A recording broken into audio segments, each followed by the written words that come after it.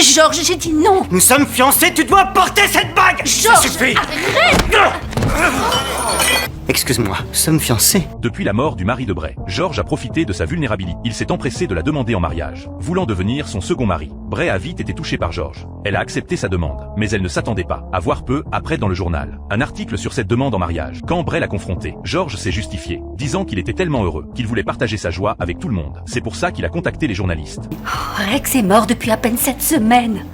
Et alors? Alors, je ne voudrais pas que toutes les femmes de la ville parlent de moi dans mon dos. Je suis désolé.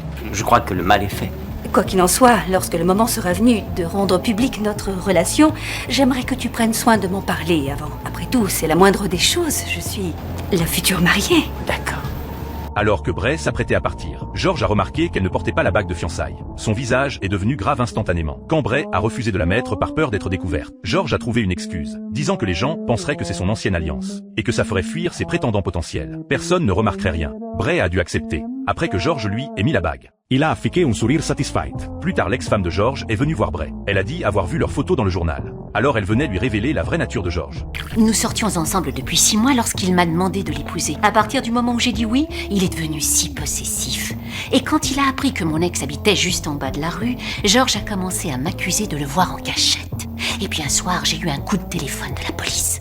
Il m'annonçait qu'on avait mis le feu à la voiture de mon ex. Je n'ai jamais pu le prouver, mais je savais que c'était Georges. Le lendemain, je le quittais. Ce soir-là, pendant le dîner avec Georges, Bray ne portait pas la bague, parce que le diamant était desserré. Elle prévoyait de la faire réparer plus tard. Georges a contenu sa colère, et lui a gentiment demandé de porter la bague. Mais Bray a encore refusé. Le visage de Georges s'est assombri instantanément. L'atmosphère entre eux s'est tendue. C'est alors qu'un ancien camarade de classe de Bray est arrivé. Bray l'a accueilli chaleureusement. Ils ont décidé d'aller danser pour rattraper le temps perdu. Georges regardait les deux au loin dans une ambiance amicale. Il a serré la bague et s'est précipité vers eux. En voyant ça, Bray a finalement compris. Tout ce que son ex-femme avait dit était vrai. Je regrette.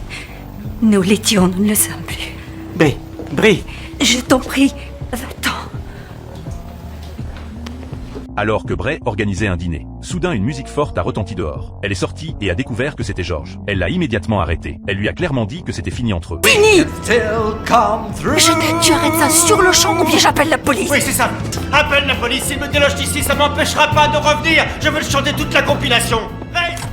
Ensuite, Bray, furieuse, est retournée dans sa chambre chercher son arme secrète. Elle avait sa propre façon de gérer les fauteurs de troubles. Oui, Brie avait l'art de s'occuper de ses hôtes, surtout de ceux qui n'avaient pas été conviés.